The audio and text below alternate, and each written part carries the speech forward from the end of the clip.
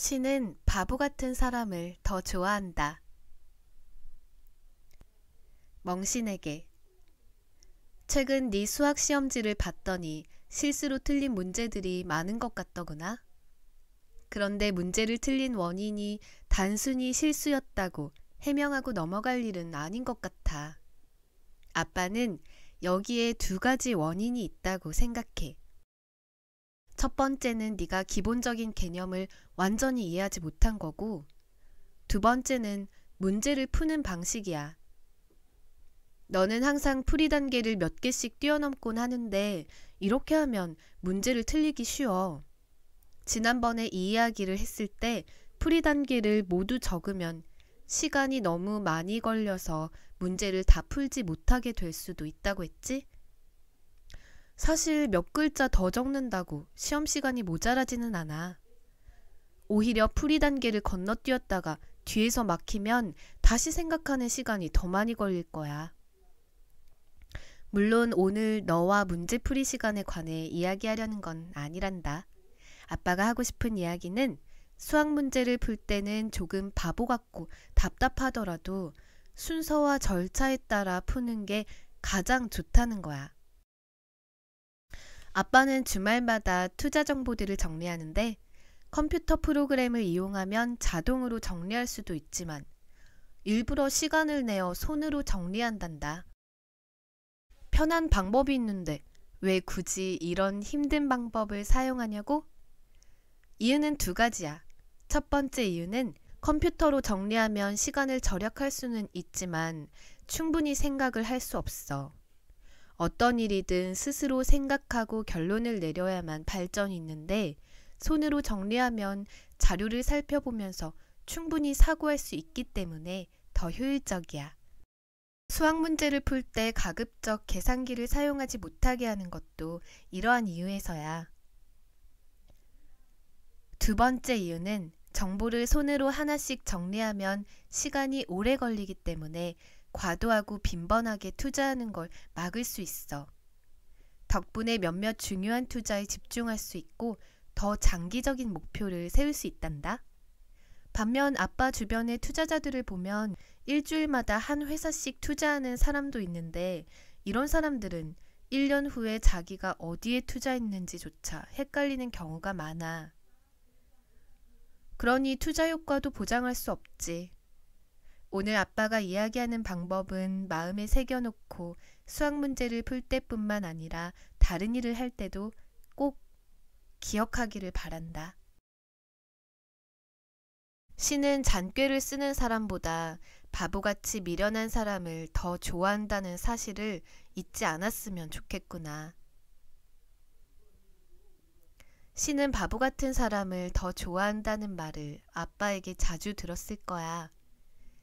너도 알다시피 아빠는 평소에 일처리를 조금 바보같이 할 때가 있어. 며칠 전에는 낮에 우편으로 붙였어야 할 세금 계산서를 깜빡하고 만 거야. 사실 다음날 출근하는 길에 우체국에 들러 보냈어도 될 일이었지만 나는 그 일을 처리하기 위해 저녁에 1시간이나 차를 운전해 우체국에 다녀왔단다. 너는 휴대폰 알림 기능을 설정해놓고 우체국을 지나가는 길에 보내면 되지 않냐고 물었지? 그러나 지금까지 아빠의 경험에 의하면 다른 일을 하는 김에 겸사겸사 처리한 일은 실수가 많기 마련이야. 어떤 일은 사소한 실수가 엄청난 손실로 이어지기도 해. 그래서 미련하고 바보 같아도 확실한 방법을 택하는 거야. 이것이 바로 내가 일을 할 때 지키는 원칙이란다.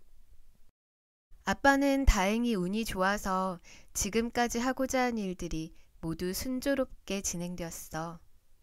너는 좋은 운이 어디에서 오는 거라고 생각하니? 아빠는 스스로 바보 같고 미련하다는 걸 인정하기 때문에 신의 사랑을 받았다고 생각해. 신은 왜 바보 같은 사람을 더 좋아할까? 사실 이것은 자신의 능력과 기량에 대해 정확히 인식하고 있는가와 관련되어 있어. 사람이 스스로의 능력을 과대평가하고 무슨 일이든 할 수 있다고 생각하다 보면 어느새 자신이 신보다 뛰어난 존재라는 착각에 빠지게 돼.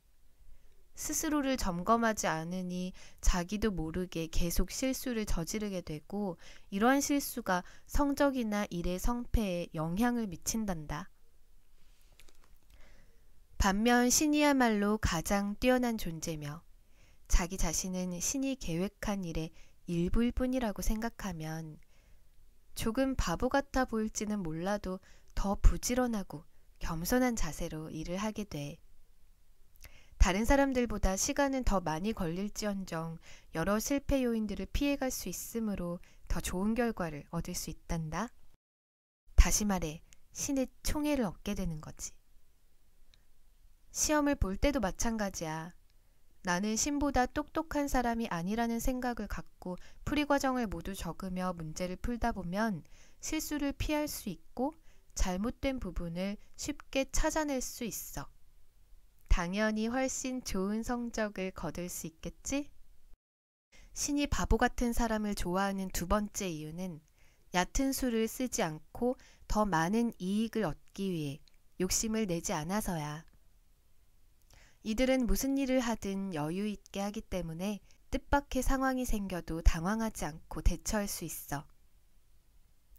공항 보안 검색대를 통과할 때 보면 비행기 시간이 촉박하다며 줄을 선 사람들에게 양해를 구하고 먼저 통과하려는 사람들을 종종 볼 수 있어. 분명 다급해 보이는 그들을 위해 양보하는 사람들도 있겠지. 덕분에 그들은 시간을 절약할 수 있겠지만 늘 이런 식으로 행동한다면 언젠가 정말로 비행기를 놓치게 될 것이고 그동안 얻은 이익보다 훨씬 큰 손해를 입게 될 거야. 마찬가지로 아침마다 학교에 갈 때 등교 시간보다 최소한 3에서 5분 일찍 도착하도록 해야 해. 전에도 여러 번 이야기했듯이 마지막 5분은 내게 주어진 시간이 아니라 신이 지배하는 시간이라는 걸 기억하렴. 여유 있게 출발하면 예상치 못하게 차가 막힌다 해도 지각하지 않을 수 있을 거야. 이것이 바로 바보 같은 사람만이 누릴 수 있는 행운이란다. 물론 5분 일찍 출발하려면 아침에 5분 일찍 일어나는 노력이 필요하겠지? 바보 같은 사람이 누릴 수 있는 또 하나의 좋은 점은 친구가 많다는 거야. 너도 알다시피 아빠는 우리가 마땅히 누려야 할 권리에 대해서는 양보하는 일이 없지만 그 외의 사소한 이익에 관해서는 비교적 관대한 편이야. 그래서 모두들 아빠를 편하게 생각하고 친구가 되고 싶어 해. 이런 경험은 예전에 중관촌에서 사업을 할 때 배운 거란다. 학생 시절에는 아빠도 손해보는 걸 좋아하지 않았어. 그리고 다른 사람들보다 똑똑해 보여야만 일을 더 잘할 수 있고 성공할 수 있을 거라 생각했지. 하지만 사업을 할 때 보니 업계에는 똑똑한 사람이 차고 넘칠 만큼 많았지만 그들이 모두 사업에 성공하는 건 아니었어. 오히려 바보같이 우직한 사람들이 사업을 하면 더 잘 되는 경우가 많았단다. 나중에 곰곰이 생각해보니 이유는 간단했어. 만약 내게 계산적인 사람과 우직한 사람 중 누구와 사업을 함께하고 싶냐고 물으면 어떻게 대답하겠니? 아마 너는 후자를 택할 거야. 왜냐하면 우직한 사람들은 맡은 일에 최선을 다하고 더 많이 가지려고 무리한 욕심을 부리지 않기 때문이지. 만약 대부분의 사람들이 이런 생각을 한다면 우직한 사람에게는 그만큼 사업 기회가 더 많아지는 거야. 그 이후 사업을 할 때 고수하는 한 가지 원칙이 생겼어.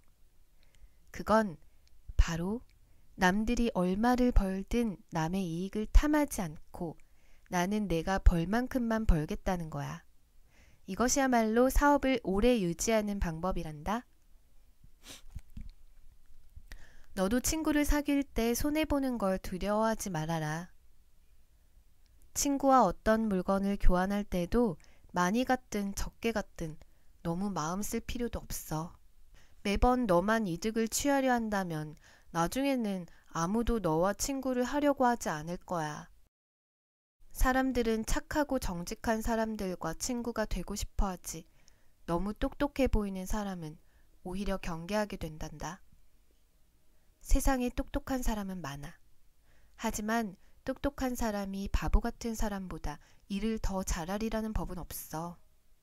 똑똑한 사람은 혼자서 일을 처리하려고 하고 바보 같은 사람은 신에게 도움을 청하기 때문이야. 오늘 아빠가 한 이야기들을 네가 다 이해하지 못할 수도 있어. 그러나 앞으로 네가 경험을 통해 서서히 깨닫게 될 거란다. 다음 시험에서는 더 좋은 결과가 있기를 바란다. 아빠로부터